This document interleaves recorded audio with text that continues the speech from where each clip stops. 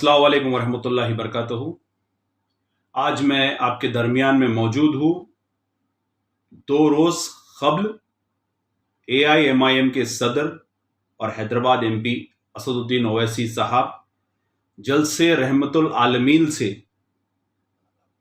कुछ ऐसे बातें बोल रहे थे जिसका कोई रहमतुल आलमीन के जलसे से ताल्लुक़ नहीं था। खैर, मैं उसका एक-एक असदुद्दीन ओवैसी साहब के जो सवालात थे उस पे एक-एक वाज़ेह जवाब दूंगा। तो आप गौर फरमाइए। असदुद्दीन ओवैसी साहब सबसे पहले जलसे रहमतुल आलमीन में जो लोग आते हैं वो दुरूद पढ़ लेते आते हैं। कई लोग तो अपने घरों से बावज़ू निकलते हैं क्योंकि नबी करीम सल्लल्लाहु अलैहि वसल्लम की शान रिसालत बयान होती है उस जलसे में और लोग उसको सुनने के लिए आते हैं, मगर आप उसको एक सियासी प्लेटफॉर्म की तरह इस्तेमाल करते हैं जिससे कई गैर लोग ये सवाल कर रहे हैं कि जलसे रहमतुल आलमीन में कहां से नरेंद्र मोदी आ जाता है, कहां से KCR आ जाता है, कहां से RSS आ जाती है, कहां से राहुल गांधी आ जाते हैं, कहां से नरसिम्हा राव आ जाते हैं। बहरहाल ये कमेंट्स, आपका वीडियो 90% चैनल्स पे आया है और मैं देखा आपको कई लोग कमेंट में यही सवाल पूछ रहे हैं। आप भी हैदराबाद से ताल्लुक रखते हैं, हम भी हैदराबाद से ताल्लुक रखते हैं। असदुद्दीन ओवैसी साहब, उस कमेंट पे आप अपनी एक्सपर्ट की टीम से राय लीजिए। मेरे को भी तकलीफ हुई, इसीलिए तकलीफ हुई कि आप एक दाढ़ी टोपी पहन के रहते हैं। आपको बोलना मतलब एक कम्युनिटी को बोलने के बराबर है, तो लिहाजा ऐसी चीज मत करिए जिससे तमाम लोगों को टारगेट किया जाए। अब मैं आपके सवालात पे आता हूं। आपका सबसे पहला सवाल, हैदराबाद में फसादात कांग्रेस की देन है, यह आपका सवाल था। अवाम को आप ये बता रहे थे।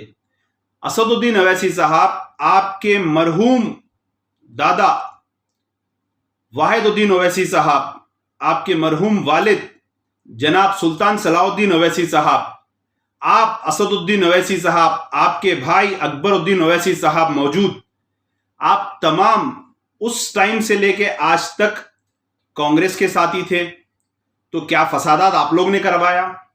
क्या फसादात की जिम्मेदारी आप लोग की है? क्योंकि आलमपल्ली पोचैया से लेकर मेयर माजिद हुसैन तक ग्रेटर हैदराबाद म्युनिसिपल कॉरपोरेशन में दबदबा आपका है। तो ये फसादात क्या आपने कराए या नहीं? ये फसादात कराने के बावजूद भी आप कांग्रेस में शामिल थे? या जिम्मेदारी आप लीजिए या फिर इसकी वजाहत दीजिए। अब सरजमीन हैदराबाद में मुसलमानों को लूट जाने की कांग्रेस ने लूट जाने दिया, तो असदुद्दीन ओवैसी साहब, आलेर के नौजवान जो बच्चों को इनकाउंटर के नाम पे शहीद कर दिया गया, वो लोग के घर लूट गए, वो लोग के बीवियां बेवा हो गए, वो लोग के बच्चे यतीम हो गए। मेदक के खदीर के बच्चे यतीम हो गए, मेदक के खदीर का इनकाउंटर हो गया। क्या ये कांग्रेस के दौरे इख्तिदार में हुआ? ये आपके मामू के दौरे इख्तिदार में हुआ? तो इसकी भी आप वजाहत दीजिए। फिर आपका सवाल असदुद्दीन ओवैसी साहब, फिर आपका और एक सवाल ये है कि यही कांग्रेस थी जिसने बाबरी मस्जिद को शहीद किया। मैं फिर आपसे यही सवाल कर रहा हूं, 1992 में जब बाबरी मस्जिद टूटी थी, यूपी उत्तर प्रदेश का उस टाइम का चीफ मिनिस्टर बीजेपी का चीफ मिनिस्टर कल्याण सिंह था और उस टाइम का prime minister PV Narasimha Rao था, जिससे आपके वालिद मोहतरम उस टाइम के हैदराबाद MP सुल्तान सलाउद्दीन ओवैसी साहब जाकर मुलाकात करे, दूरदर्शन पे इसका पूरा बयान दिए कि मस्जिद वहीं पे बनेगी और पूरे तमाम उर्दू पेपरों में दिए कि मस्जिद वहीं बनेगी, आप सब्र और तहम्मुल से रहिए। क्यों नहीं बनी, हम आपसे सवाल कर रहे हैं। आपके वालिद मोहतरम ने तयखून दिया था, 92 से लेकर आज 2023 है। ऐसा क्या हो गया जो आप खामोश बैठ गए, आपके वालिद मोहतरम खामोश बैठ गए थे? इसकी वजाहत आप दीजिए। उसके बाद आपके मामू आपके मामू के दौरे इख्तिदार में, जिसको आप आपके मामू बोल रहे हैं, आपके मामू के दौरे इख्तिदार में सेक्रेटरीट के 2 मसाजिद शहीद हुए। क्या वो मसाजिदें वहीं पे बने और टूटे तो उस पर केस क्यों नहीं बुक हुआ? फिर उसके बाद मसाजिदों के नाम बोलता हूं असदुद्दीन ओवैसी साहब, अगर आप टाइम दिए तो आपको उस मसाजिदों का प्रैक्टिकल लेके जाके बताता हूं। 10 साल में आपके मामू के दौरे इख्तिदार में 10 मसाजिदें कम से कम शहीद हुए, आशुर खाने शहीद हुए। नाम बोलता हूं, सुन लीजिए, फिर आपके एक्सपर्ट से तहकीक करा लीजिए। मस्जिद दफ्तियार, जिसको सेक्रेटरीट की मसाजिद बोलते हैं, मस्जिद हाशमी, मस्जिद एक खाना अभी तक नहीं बनी, उसके ऊपर ब्रिज चल गया। उसके बाद है आपके मस्जिद महमूद शमशाबाद पे, फिर मस्जिद नूरी शमशाबाद पे, जिसको आदि शहीद कर दिया गया, वहां पे जाके हम रुकाए। मस्जिद कुतुबशाही शामीरपेट, मस्जिद कुत्तगुड़म, मस्जिद कुतुबशाही जिल्ललगुड़ा, मस्जिद हयात बख्शी बेगम के पीछे एक मस्जिद है हयात नगर में, वो मस्जिद और खबरस्तान। हम हर पुलिस स्टेशन में जाके इसके कंप्लेंट्स दिए। ये कम से कम 10 मसाजिदें हो गई।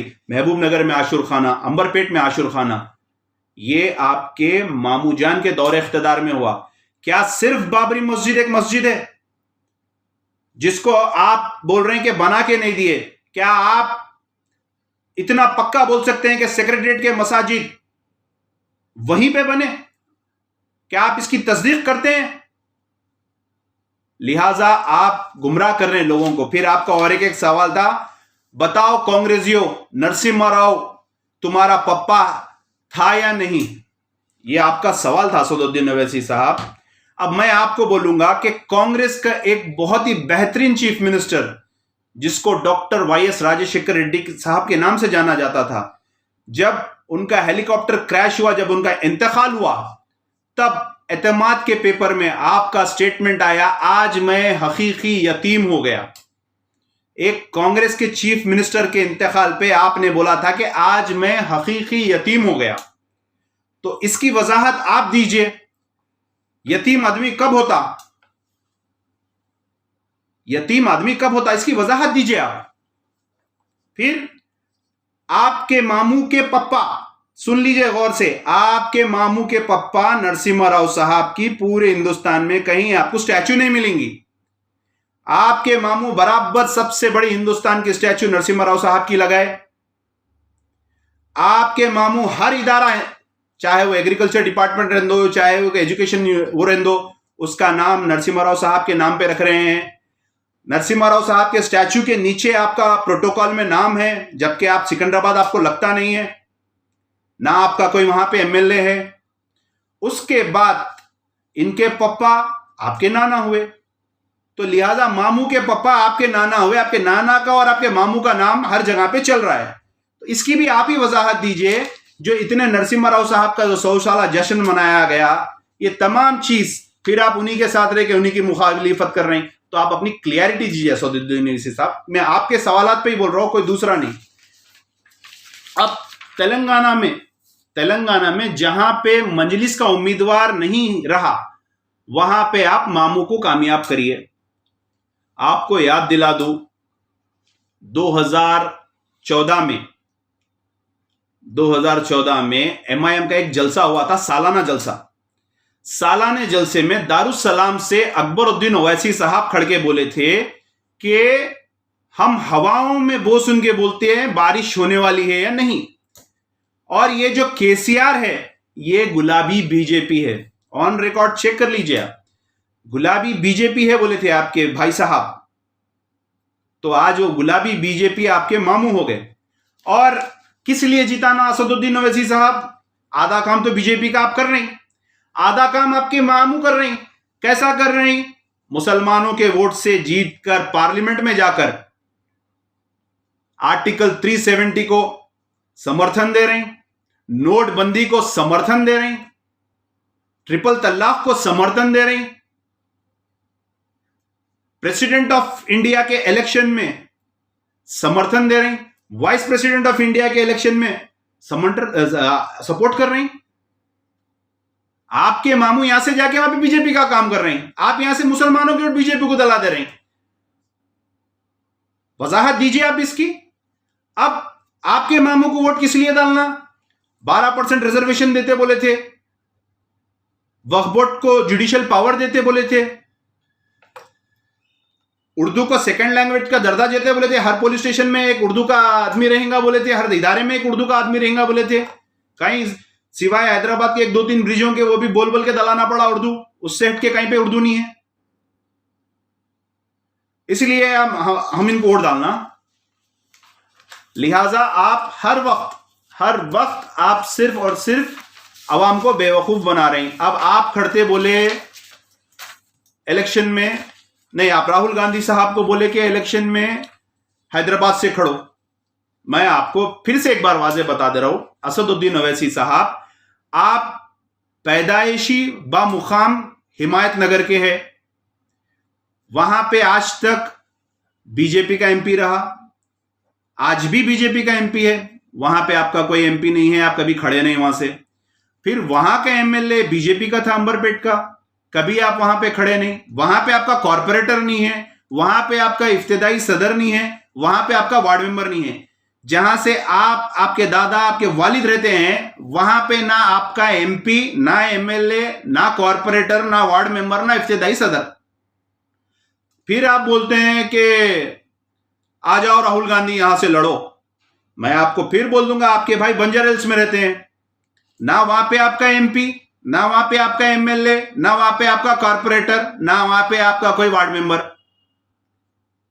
फिर आप बोलते हैं राहुल गांधी आ जाओ हैदराबाद से लड़ो।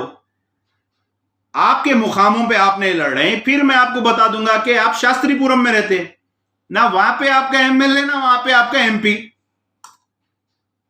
फिर जहां से आप पूरे हिंदुस्तान में मुसलमानों की बात करते हैं, मोहल्ला दारुस्सलाम, जहां पे आपका हेडक्वार्टर्स है, एमआईएम का ऑफिस, वहां पे ना आपका कॉर्पोरेटर, ना आपका एमएलए।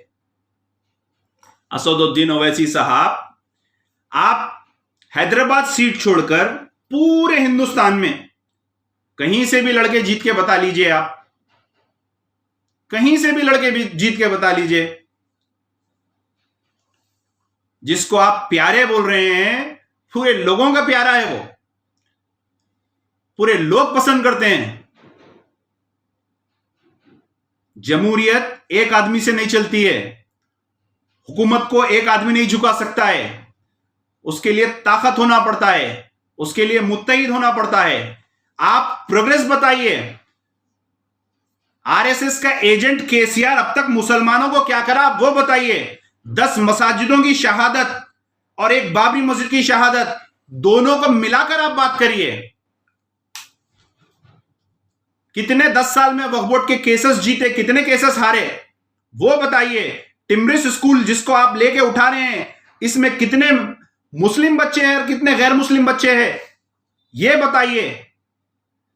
माइनॉरिटी फाइनेंस कॉर्पोरेशन से 10,60,000 लोग 2015 से अब तक डाल लेते आए, कितने लोगों को मिला लोन, ये बताइए।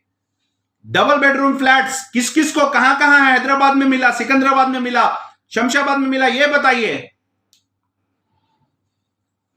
सिर्फ और सिर्फ मामू है, उनु बावा है, उनु नाना है, ऐसा नहीं होता। सियासी दोस्ती तक रखिए। बस मैं आपको इतना बोलूंगा, जितने आपके सवालात थे पूरे जवाब दे दिया मैं आपको। आप जिस मुकाम से पैदा हुए आप वहीं से नहीं लड़ सके, ना वहां से कभी आपका एमपी आया, ना वहां से कोई आपका एमएलए, ना कॉर्पोरेटर, ना वार्ड मेंबर। जहां पे आप मौजूद रहते हैं वहां पे भी आपका एमपी नहीं है, एमएलए नहीं है। पहले घर को चिराग, बाद में मस्जिद को चिराग। हैदराबाद की अवाम की एक दीवानगी है, हैदराबाद की अवाम को एक जुनून है। आपका पोलिंग परसेंटेज आप देखिए दिन ब दिन कम हो रहा। आपको असदुद्दीन ओवैसी साहब ये करना चाहिए था, एक ही जलसा, गौर से सुनिए मेरी बात, एक ही जलसा आपको ऐसा करना चाहिए था जिसमें आप बोल दिए भाई हम 65 साल से आपकी खिदमत कर रहे हैं, इलेक्शन आ रहा है, हमको पूरा हिंदुस्तान देखना है, हम आएंगे नहीं शेरवानी उठा के आपको वोट नहीं मांगेंगे, हमारा काम हमारी पहचान है, आप हमारा काम देखिए, हलाल का वोट हमको डालिए, अगर कोई बोगस वोट डाल रहा है तो उसको चप्पल लेके मारिए, आप हमारे को जिताइए, अगर हमारा काम पसंद आया तो हमारे को जिताइए, वरना आपकी मर्जी। ये आपका रुआब, ये आपका इख्तिदार होना चाहिए था। अब जो गलतियां हो गई उनको छोड़ दो, इनको माफ कर दो, इनको फला कर दो। आपके भाई बोले थे कॉरपोरेटर्स को, कोई अगर कॉरपोरेटर सताएगा तो उसको मैं तार तार कर दूंगा। कितनों को तार तार करे साहब, अब तक एक का भी तार नहीं निकला, लेकिन आवाम परेशान है। तो लिहाजा बोलते अगर जाऊंगा तो मैं बहुत कुछ निकलते जाएगा। आप अपनी सियासत के तौर पे एक अलग प्लेटफॉर्म से बात करिए। जल्द से रहमतुल आलमीन में आपके साथ जो हमारे उलमाए दीन मशाखीन बैठे हुए हैं, ताकीद करिए असदुद्दीन ओवैसी साहब को। आगाए दो जहां मोहम्मद मुस्तफा सल्लल्लाहु अलैहि वसल्लम के प्लेटफॉर्म से गैर वाजबी नामा मत लीजिए। दुरूद की महफिल वहां पे चलती रहती है, बावजू लोग रहते हैं। शान रिसालत वहां से बयान करिए, ना कि सियासी बयान, ना कि अपने सियासी रोटी से किए, ना कि 90 को अपना मामू बोलिए। लिहाजा मैं उम्मीद करता हूं मेरी बात असदुद्दीन ओवैसी साहब को समझ में आएंगी। आपके सवालों के आप ही जवाब दीजिए। शुक्रिया, अस्सलाम वालेकुम, अल्लाह हाफिज, जय हिंद।